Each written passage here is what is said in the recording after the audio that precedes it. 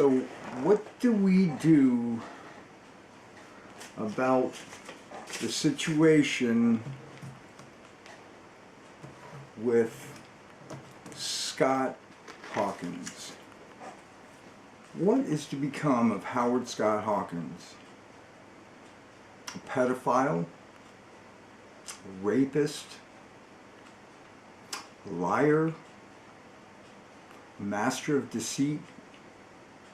Let's talk about you for a little while, Scotty. That's who we're going to talk about. We're going to talk about a young infant that was put up for adoption by his parents, and about two people who wanted to have a family more than anything in the world, and so they go and they adopt you. They take you home, they put a roof over your head, and they feed you and they love you.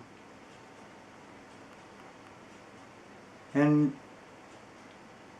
8 years later, the same couple that adopted you and my sister Mary Beth, they have a child of their own. And for some reason, Scott was jealous of an individual who would have loved him like a brother, treated him like a brother, but instead, this is what ensued. I don't know how early it was that you started raping me, but Dad has it pegged that the rape that I remember, one of hundreds, was before I turned 2 years old. I wore a one-piece pajama suit that you tied me up in, that you chased me throughout the house in, and tackled me. You were 10 years old at that time, and I was 2. Imagine how difficult it was for you to apprehend your brother, the people who adopted you, their only child. And what do? You rape me.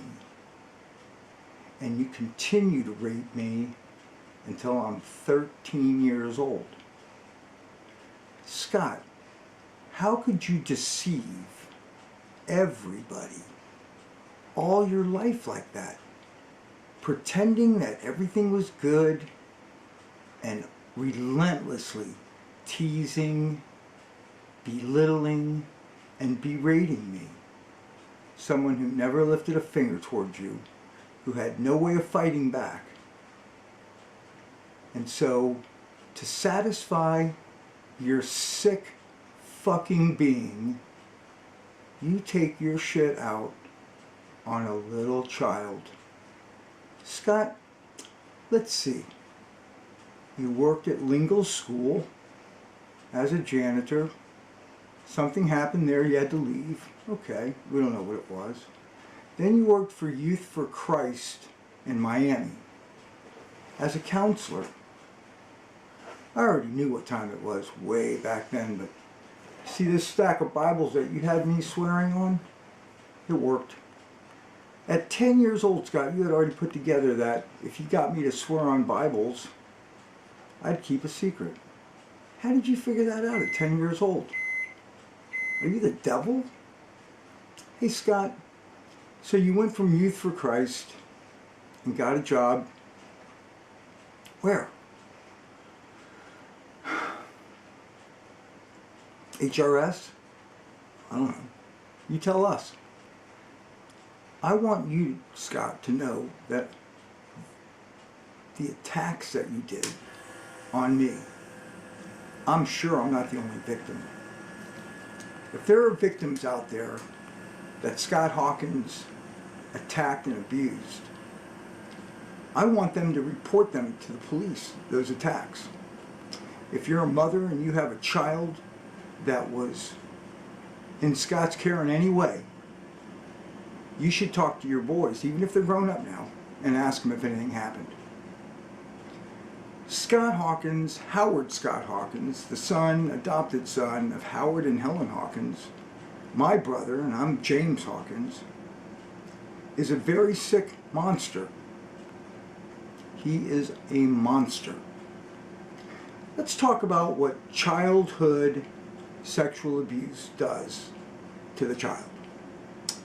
When anybody's in fear of their life, like I was every day, every night, there are some manifestations that occur. One thing could be the child wets the bed.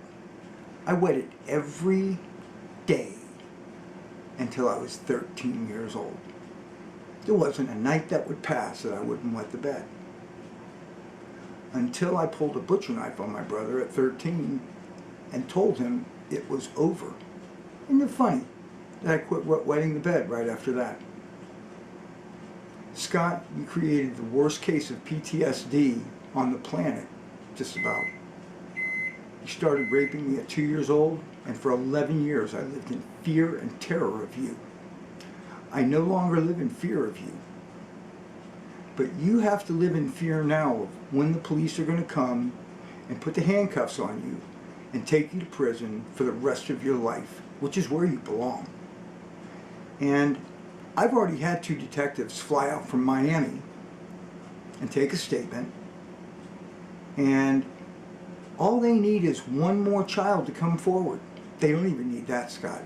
They just need me to catch a plane ride to Miami and fill out some paperwork, and that's it. What would you like me to do to you, Scott? Is that what you want me to do? Do you want me to fly to Miami, or are you going to turn yourself in? Because if I have to fly to Miami, I'm going to stay there, and I'm going to see the whole thing all the way to the end until they lock you up for 25 years. Or you can go in and plead guilty and take 5 years. But I'm not done with you, Scott. So let's see. You start working for HRS, then somehow you get over to Juvenile Detention Center, and again, they put the fox in charge of the chicken house.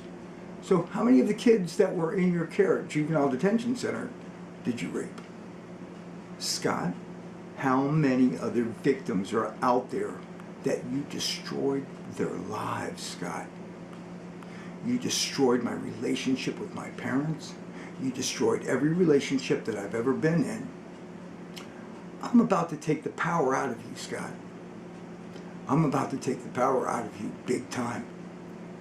You're going to get locked up in a deep, dark dungeon cage where if you get out and mingle with anybody, they'll probably kill you. You're going to go to prison for the rest of your life, but not before you apologize to my dad. He's still alive, Scott. I want you to go apologize and beg for his forgiveness for what you did to me. You studied criminology in college. I'm sure they talked a little bit about abuse of children and what it causes. Maybe they didn't know back then. But you see, when a child lives in fear, endorphins and adrenaline are secreted into the blood. It alters everything, Scott. You created physical harm for me. You damaged my brain.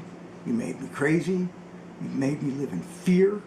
You upset my circadian clock. You affected my diet. You affected my whole life. You are a parasite. A parasite.